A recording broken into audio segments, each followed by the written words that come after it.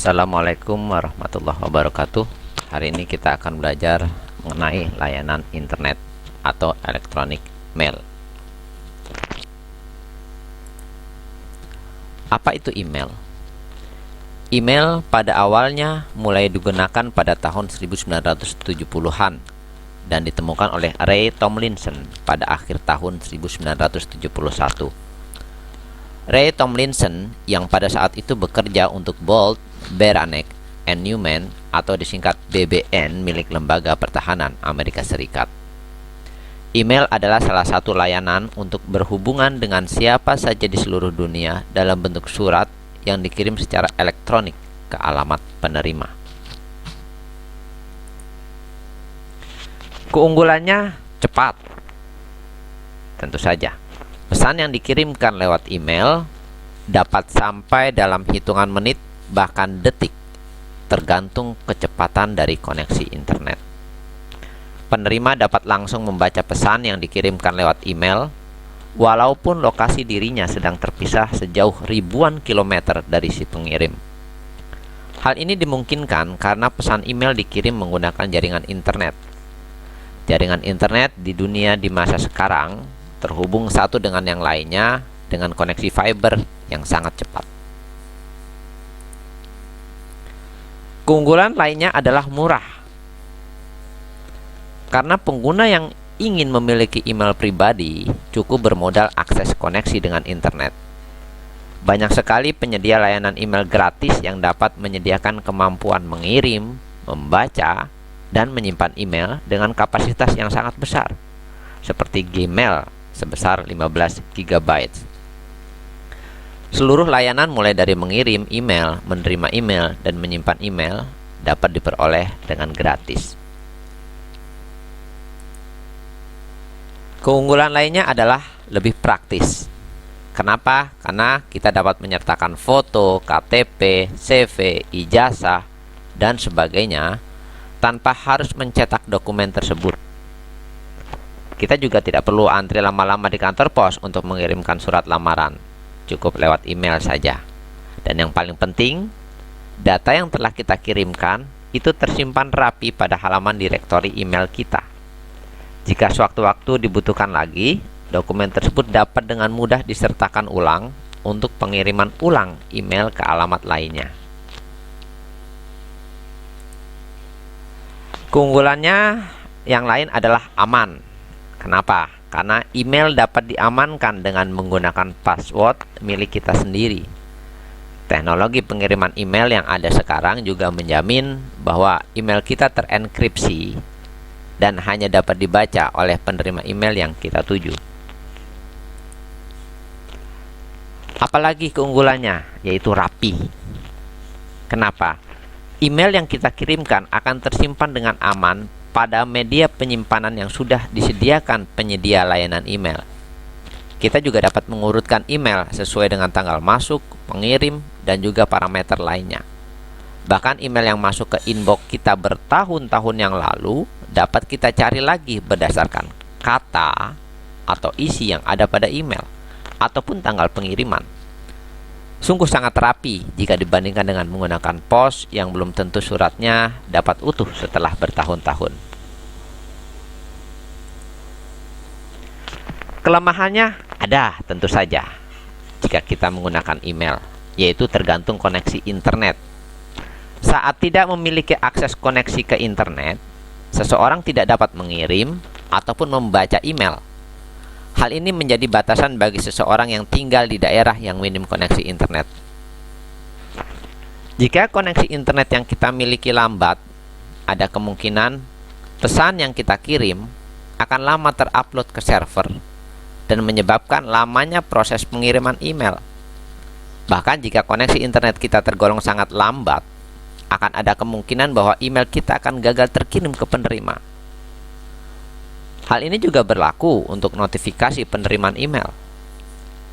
Jika koneksi kita sangat lambat, kita akan terlambat menerima notifikasi mendapatkan email baru, sehingga email yang telah sampai ke kita memiliki delay yang cukup lama. Kelemahan selanjutnya apa? Yaitu tergantung hardware untuk dapat mengakses surat. Jika pada suatu waktu hardware kita, baik itu tablet, komputer, ataupun laptop, ataupun smartphone sendiri, kita sedang bermasalah, kita tentu tidak dapat menggunakan email. Hal ini akan menyulitkan kita. Apabila pada saat kita membutuhkan email, kita tidak dapat menggunakannya. Pada saat yang tersebut kita akan merasa bahwa menggunakan pos akan lebih baik. Kelemahan selanjutnya adalah tidak semua orang bisa menggunakan email. Bagi yang pernah menemui orang yang tidak tahu sama sekali mengenai apa itu email, baik itu orang tua, atasan, ataupun teman kita, kita harus sadari bahwa masih ada sebagian orang yang masih belum mengetahui apa itu email dan bagaimana cara menggunakannya. Apa kita sudah? Nah, itu pertanyaan. Hal ini membuat kita tidak dapat bergantung pada email setiap saat. Contohnya, masih ada perusahaan yang menginginkan agar para calon pekerja mengirimkan dokumen lamaran kerja menggunakan pos biasa dan tidak menyediakan pilihan alternatif untuk mengirimkan lamaran kerja menggunakan email.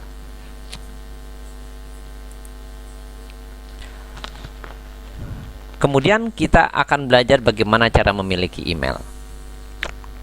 Untuk memiliki email, kita harus memiliki diantaranya dua. Apakah kita memakai smartphone? Jika kita memakai smartphone, maka kita membutuhkan kuota data. Atau jika kita tidak memakai smartphone, kita memakai laptop atau PC, kita membutuhkan modem. Sama, justru dengan menggunakan laptop atau PC kita membutuhkan 3, modem dan data kuota. Kemudian langkah selanjutnya apa? Ketika kita sudah memiliki salah satu atau dari 2 alat tadi untuk membuat email, langkah selanjutnya adalah registrasi di website penyedia layanan email gratis. Seperti apa? Gmail, Yahoo, Outlook, dan sebagainya, Hotmail. Jadi kita perlu registrasi. Adapun nanti bagaimana cara meregistrasi secara langsung, nanti saya akan berikan panduannya secara live di video berikutnya.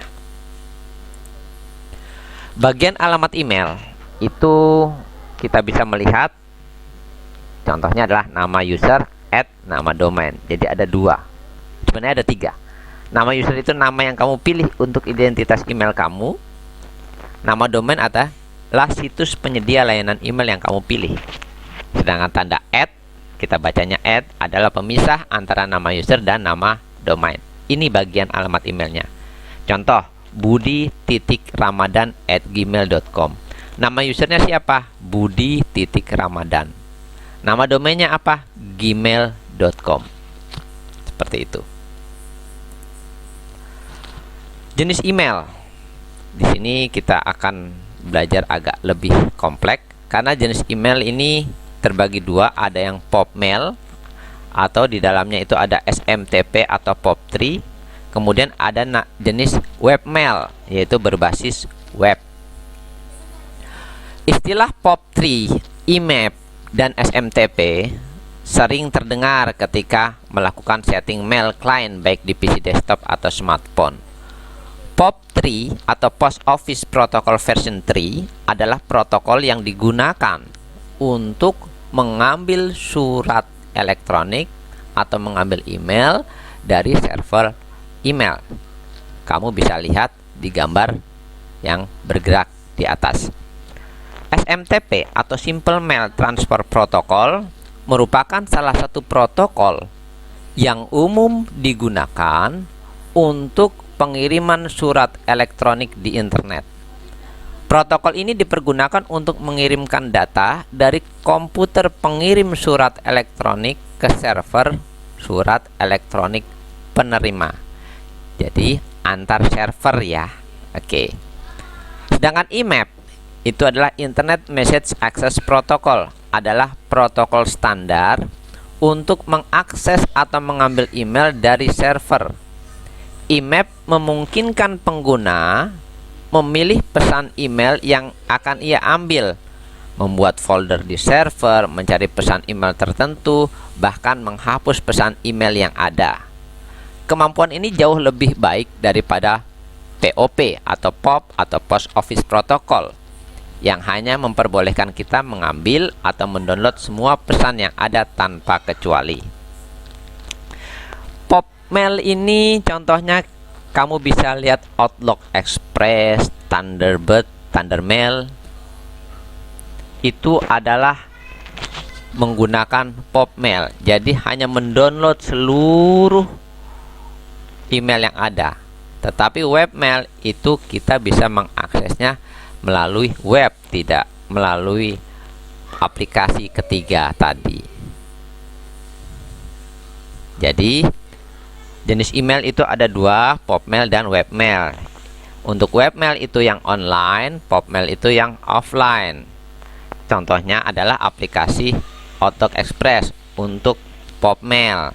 Sedangkan mengakses langsung lewat web itu kita menggunakan webmail. Seperti itu, cukup sampai hari ini. Terima kasih atas perhatiannya. Semoga bermanfaat. Tetap sehat selalu. Wassalamualaikum warahmatullahi wabarakatuh.